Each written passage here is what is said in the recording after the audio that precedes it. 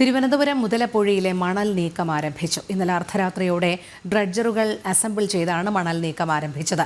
1500 metre cube മണൽ ദിവസവും നീക്കം ചെയ്യാനാകും. 1,00,000 മീറ്റർ ക്യൂബ് മണൽ അഴിമുഖത്തടിഞ്ഞിട്ടുണ്ടെന്ന് ഉദ്യോഗസ്ഥർ പറഞ്ഞു. കൂടുതൽ സംവിധാനങ്ങൾ എത്തിക്കുന്നതിനുള്ള ചർച്ചകൾ നടന്നുവരികയാണ്. ടിൻഡു ദാസ് ചേരുന്നു. ടിൻഡു, മുതലപ്പുഴയിലെ മണൽ നീക്കം വേഗത്തിലാക്കണം എന്നാവശ്യപ്പെട്ട് വലിയ രീതിയിലുള്ള പ്രക്ഷോഭം തന്നെയാണ് നടന്നത്. ഇപ്പോൾ മണൽ നീക്കം ആരംഭിച്ചു എന്നാണ് അറിയാൻ കഴിയുന്നത്. വിവരങ്ങൾ.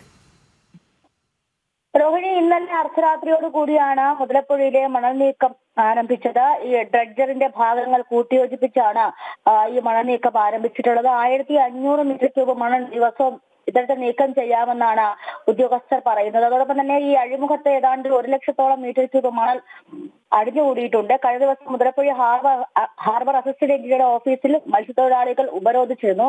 ഈ ഉപരോധ സമരത്തിന് പിന്നാലെയാണ് ഇന്നലെ അർദ്ധരാത്രിയോടുകൂടി അരൂരിൽ നിന്നും വലിയ ട്രെയിലറുകൾ എത്തിച്ചത്. ഈ ട്രെയിലർ കൂടി എത്തിച്ചതോടുകൂടിയാണ് മണൽ നീക്കം ആരംഭിക്കാൻ കഴിഞ്ഞത്. അഴിമുഖത്തിന്റെ തെക്ക് ഭാഗത്താണ് അഴിമുഖത്ത് നിന്ന് നീക്കം ചെയ്യുന്ന മണൽ നിക്ഷേപിക്കുന്നത്. ഇത് പെരുമാതുറ ഭാഗമാണ്.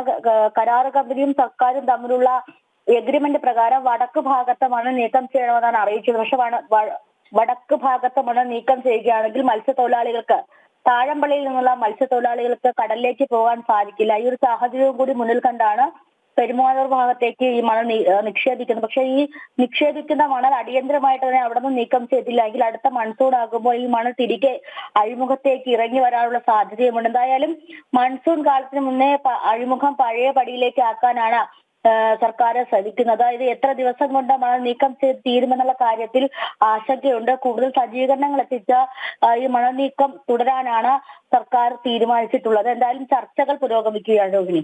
ശരി, ടിൻഡു ദാസാണ് വിവരങ്ങൾ നൽകിയത്.